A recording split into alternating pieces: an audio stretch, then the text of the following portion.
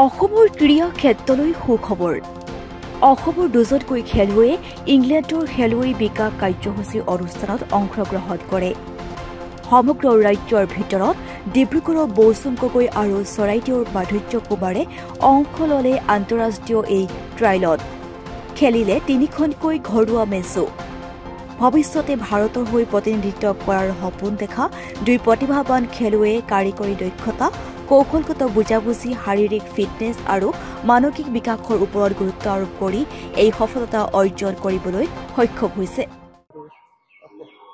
আৰু আমি প্ৰথম তাত গৈ কিনে আমাৰ প্ৰথম দুদিন তাত বাহিৰৰ কোচাৰ লগত ট্ৰেইনিং ছেছন হ'ল তাৰপিছত সাউথহেম্পটন ফুটবল ক্লাবৰ টিমটোৰ লগত গেম হ'ল আৰু তাৰ ইংলেণ্ডৰ আণ্ডাৰ 17 টিমটোৰ লগত গেম হ'ল সাউথহেম্পটনৰ লগতো গেম হ'ল তাৰপিছত সাউথহেম্পটন ফুটবল ক্লাবৰ লগত দুখন হ'ল আৰু ইংলেণ্ডৰ টিমৰ লগত এখন টোটেল 3খন হ'ল অভিজ্ঞতা ভাল লাগিল তাত খেলি কিনে নিউ এক্সপিৰিয়েঞ্চ হ'ল হয় আমাক মেডেল আৰু চাৰ্টিফিকেট দিয়া হৈছে ভৱিষ্যতে ইণ্ডিয়া খেলিবলৈ মন আছে ইংলেণ্ডত গৈ বহুত ভাল লাগিল তাত ফাৰ্ষ্ট মেটচ প্ৰেক্টিচ ছেছন হ'ল দুটা তাৰপিছত ফিজিকেল টেষ্ট হ'ল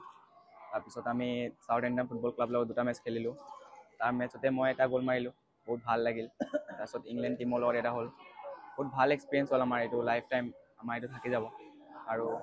মোৰ আশা আছে যে এইবছৰ মই ইণ্ডিয়া খেলিম বুলি ভৱিষ্যতে কি পৰিকল্পনা তোমাৰ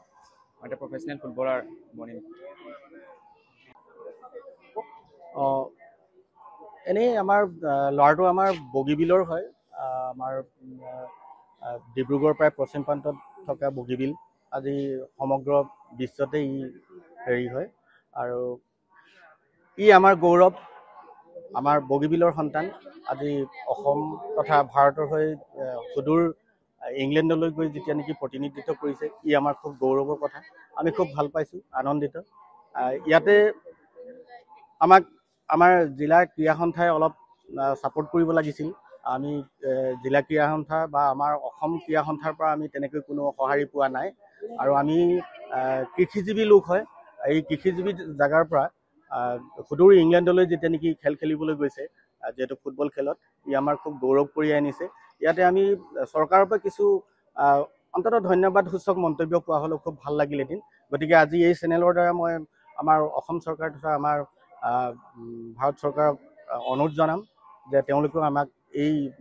কৃষিজীৱী ঠাইৰ পৰা যোৱা আমাৰ মৌচুম গগৈ যিহেতু আমাৰ ই এটা গৌৰৱৰ সন্তান দুজন গৈছিলে আমাৰ এটা আৰু এজন গৈছিলে মাধুৰ্য কুমাৰ এজন আমাৰ চৰাইদেউ ডিষ্ট্ৰিক্টৰ হয় গতিকে অসম চৰকাৰে তথা ভাৰত চৰকাৰে তেওঁলোকক অকণমান সুবিধা দিলে খুব ভাল হয় বুলি মই ধন্যবাদ আমাৰ যি দুগৰাকী খেলুৱৈ ইংলেণ্ডৰ পৰা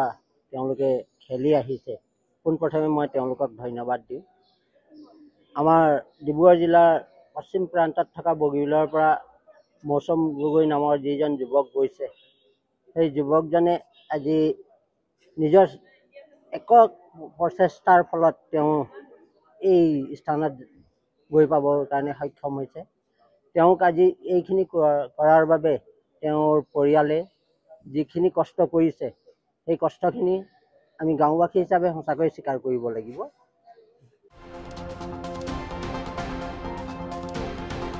ডিব্ৰুগড়ৰ পৰা আইনুল আহমেদৰ ৰিপৰ্ট ডিবি নিউজ